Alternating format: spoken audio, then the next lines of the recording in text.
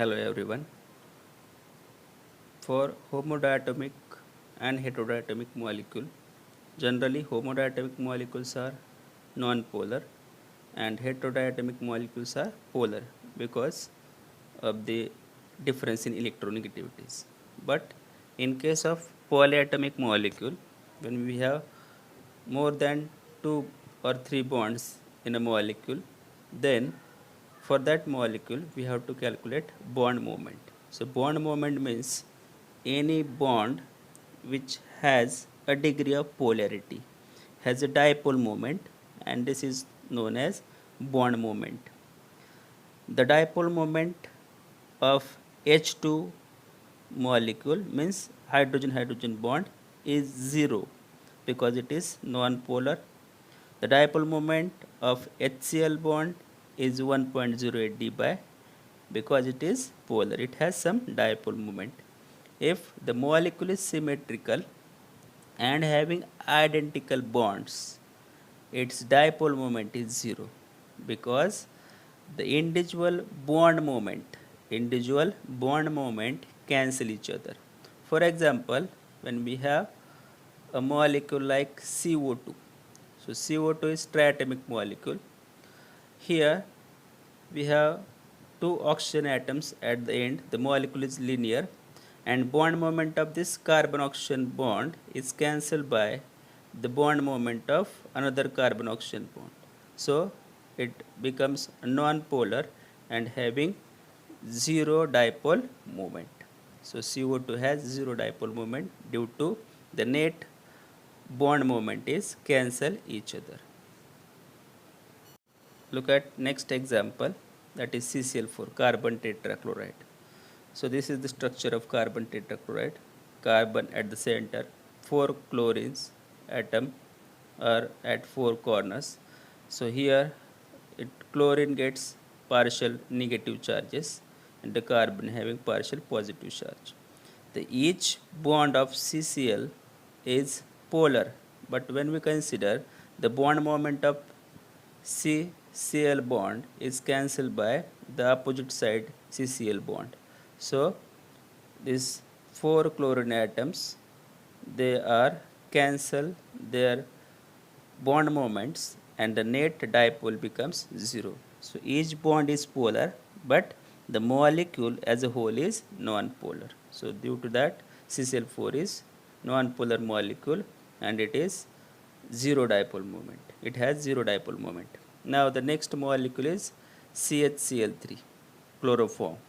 So in chloroform, when we see the structure of chloroform, so here we have 3 chlorine atoms and 1 hydrogen atom attached to the carbon. So carbon is at center. Now the chlorine atoms get partial negative charges, and here the hydrogen has partial positive charge. So the hydrogen at the top is less electronegative as compared to carbon, and hence the direction of net dipole moment is towards the chlorine atoms. So the molecule becomes polar. So here the dipole or the bond moment of this chlorine carbon bond is not cancelled with each other. Therefore it is polar molecule.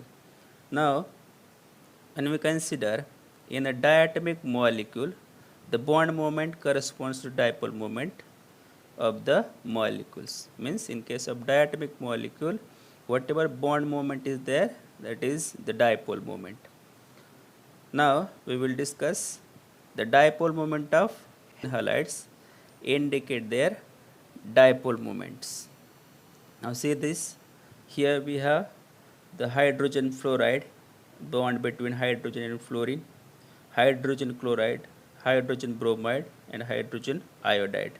When we see the trend from fluorine to chlorine, chlorine to bromine, bromine to iodine, means from top to bottom, electronegativity is decrease, and hence due to decreasing electronegativities, bond moment is also decrease. So that's why we can say the bond moment decrease with decreasing electronegativity of the halogen atom.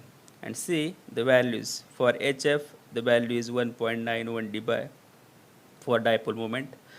For HCl it is 1.1 dBi, for HBr it is 0.8, for HI it is 0.42, so it is decreasing.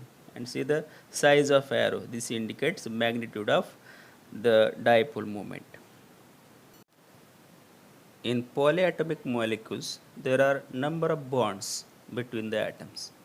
So each bond has a definite dipole moment and therefore make a definite contribution to overall dipole moment of the molecule.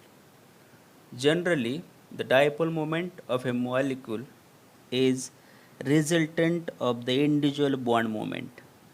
That is, if mu1 and mu2 are the bond moments of the two bonds incline at an angle theta, the resultant dipole moment of the molecule is given by mu net. So net dipole moment or resultant dipole moment is equal to under root of mu1 square plus mu2 square plus 2 into mu1 mu2 into cos theta. So cos theta is inclined angle between the two bonds. See the figure.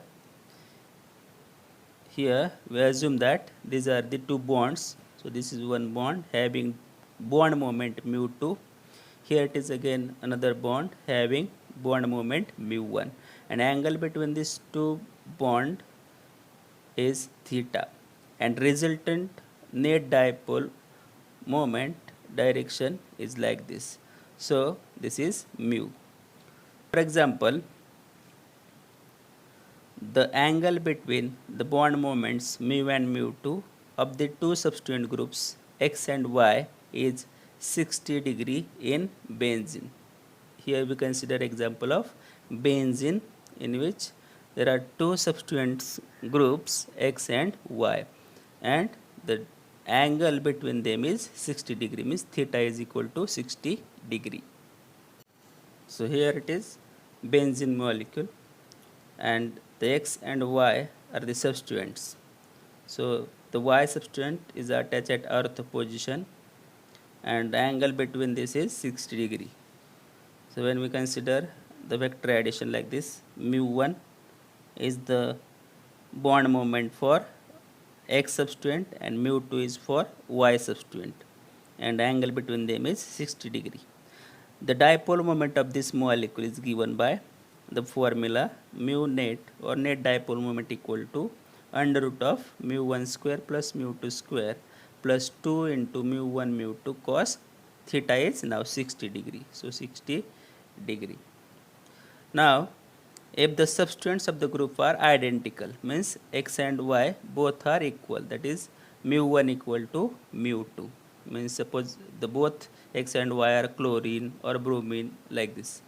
So the mu, that is dipole moment, equal to under root of 2 into mu1 square, because we consider mu1 equal to mu2, plus 2 into mu1 square cos 60.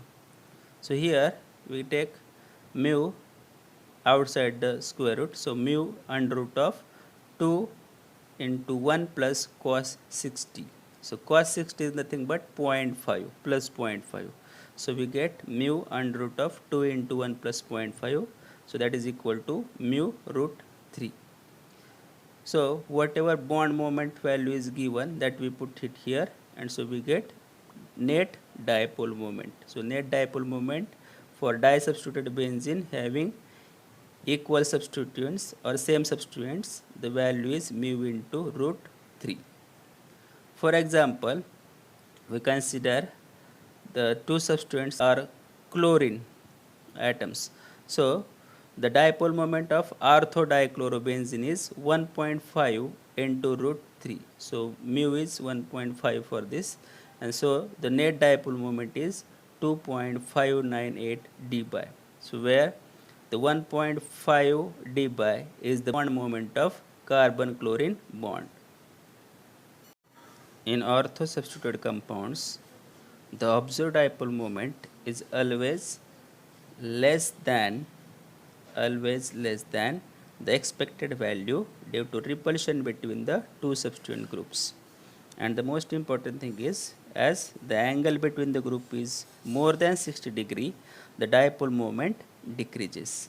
For example, for orthodinitrobenzene, the expected value is 6.9 dBi, but the observed dipole moment is 6 dBi, because the two substituents of this nitro substituents, means X is, suppose here it is benzene ring, X is NO2 group, and another Y is also NO2 group, nitro group. So this two nitro group having repulsion between each other, and hence the actual dipole moment is decrease.